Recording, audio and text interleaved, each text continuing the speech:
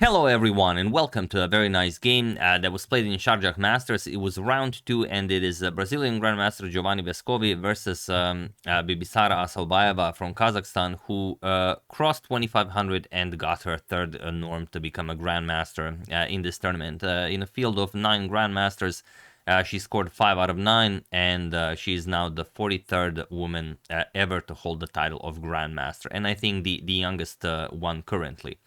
So yeah, this is one of the games I decided to show you. It's with the black pieces, and it's a really nice game. And I think we've covered one game by Bibisara so far. She's been playing chess since forever, like Capablanca. She started at 4 years old. At 7, she was already a woman FIDE master, winning the World Championship for girls under 7. 4 years ago in 2020, she became an international master, and now in 2025, officially at the start of, I believe, the first of the next month, she will be a Grandmaster. And her opponent, Giovanni Vescovi, Brazilian Grandmaster, he's 46, I believe, at the moment, played chess his entire life, there's even a fun game I found from 1996 where he faced Kasparov, but it was in a simultaneous exhibition, and Kasparov won, although, it was a pretty difficult game, but interestingly, in 1996, Giovanni was already an international master. So what a madman, that Kasparov, taking on international masters in a simultaneous exhibition. But okay, let's get to this game and see why this is the one. And the last time a woman won a Grandmaster title was Vaishali, and that was a year and a half ago, exactly 18 months ago.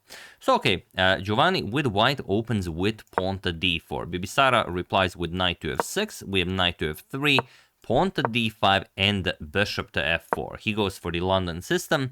We have bishop to f5, countering the London with a symmetrical approach. We have e3, e6, and bishop to d3. We have bishop captures on d3, queen captures, and okay, pretty standard position of the London. And classic ideas are pawn to c6, bishop to d6, knight b to d7. The move Bibisara played is the third most popular option. Knight b to d2, and now bishop to d6. And here, bishop back to g3. Also, bishop captures on d6 is playable. There is even a nice game that Boris Spassky played in 1985, where he just castled and he won a very nice game. It was played in Brussels. He played against Daniel Pergericht. And yeah, no one other than Spassky castled in this position. And it is the second move recommended by the engine. Bishop captures is the top move. Here, Giovanni goes bishop to g3. And this is already not incredibly rare, but it is as of move 8 now that we have a completely new position. So okay, Bibisara continues development, queen to e7, we have castles kingside, and now bishop captures on g3. You could also advance the pawn to c5 first. She prefers to trade first, captures, and pawn to c5. We have d captures on c5. Knight captures, attacking the queen, and queen to b5 check. And this is sort of the point of the entire line. King to f8. She will later on try g6, king g7, and get the rook into the game this way. So, castling artificially. We have king to b1, a nice prophylactic move. Always, we have rook to c8 and knight to e1, preparing to bring the knight to d3 to kick away this knight from c5, and then later on maybe you can advance some pawns on the king side. We have knight f to e4, we have a trade of knights, captures, and now knight to d3. We have pawn to e6, preparing further expansion with pawn to b5, so queen to a5, and pawn to g6. Now preparing king to g7, and the rook can maybe come into the game, but still you have to be somewhat careful if maybe Giovanni doubles up on the h-file. The h-pawn could be a little bit weak. So f3, he sacrifices the g-pawn for activity, knight captures, we have rook to h3, and knight to f5. And now he should play queen to d2, but, that's why chess is a lot of fun. He plays pawn to e4 right away, and this could be a problem. We have knight to e3 attacking the rook, and now just rook to e1. And this is all very interesting. The c2 pawn is hanging, but this is chess, and nothing is as it seems most of the time. So what would you play here? That is the real question. There are many good ideas. There are maybe several bad ones, but there is one that's particularly annoying for white. What would you play here? So Giovanni spent quite a lot of time reaching this position. It's only move 21 and he's already down to 11 minutes. And the move in question is pawn to d4. Although there are many moves that you could play here, and we could even show like knight to c4. Okay, that's pretty interesting. You attack the queen. The queen moves with tempo. That's the problem. And then after king g8, e captures on d5, you have problems here as black. So it's not as great.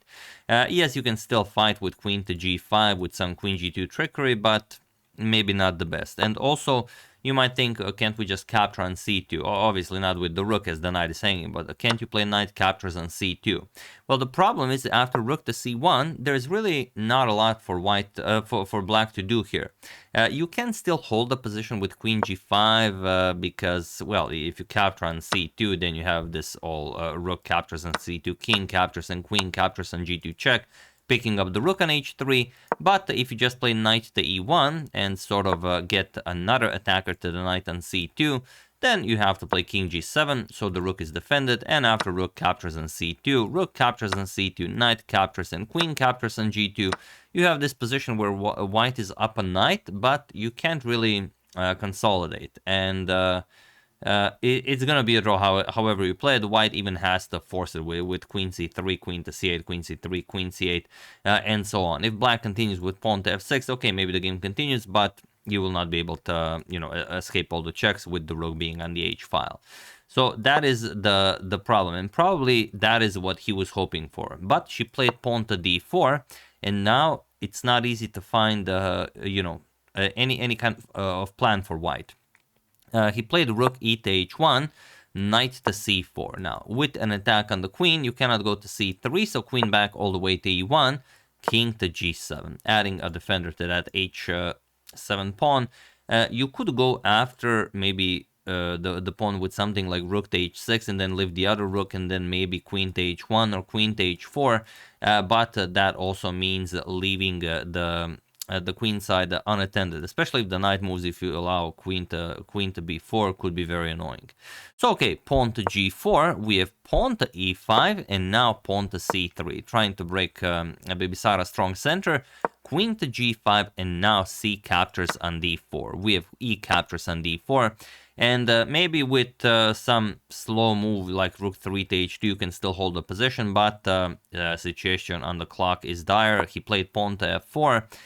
Queen captures on g4, and now rook to g3. We have queen back to e6 and king to a1, knight to e3. And there's not much you can do against knight to c2 check. This is a threat. Queen captures on e4 is a threat.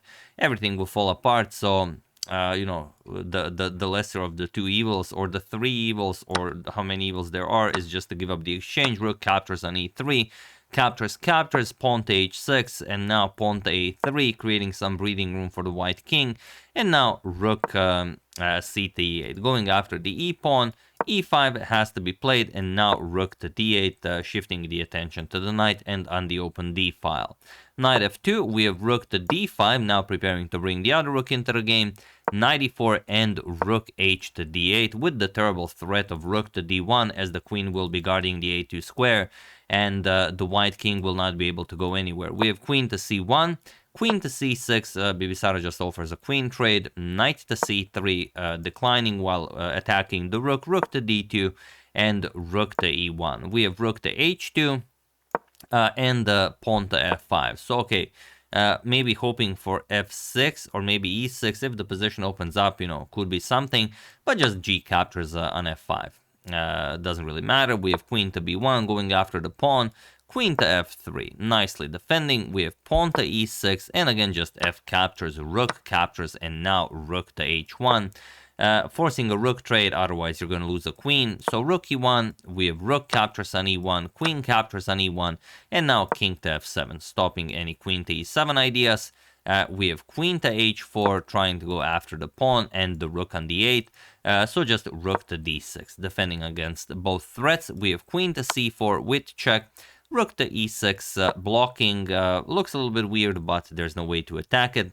One last attempt by Giovanni. He goes knight to d5, but now just queen to d1 with check, king a2, and rook to c6. Yes, you do have some discoveries here on the black king.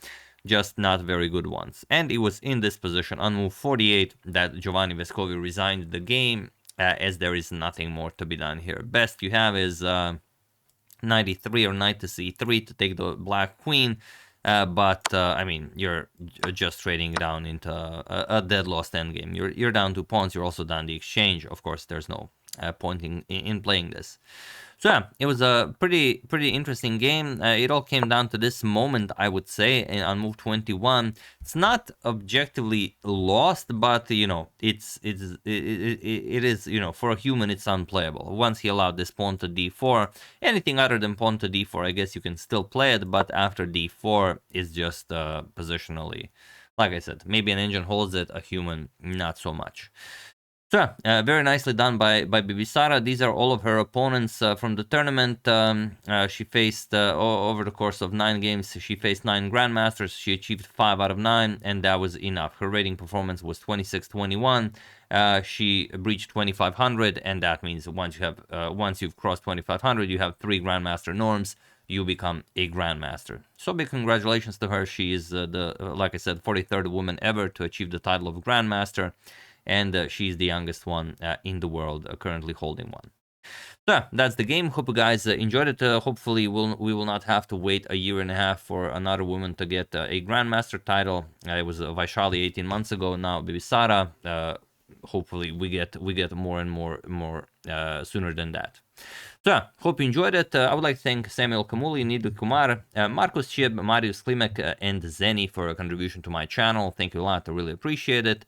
As usual, you can check 2 of my previous videos here. Thank you all for watching, and I will see you soon, continuing to check up on your wonderful suggestions and whatever else happens in the chess world. Thank you all. I will see you soon, and have an excellent rest of your day.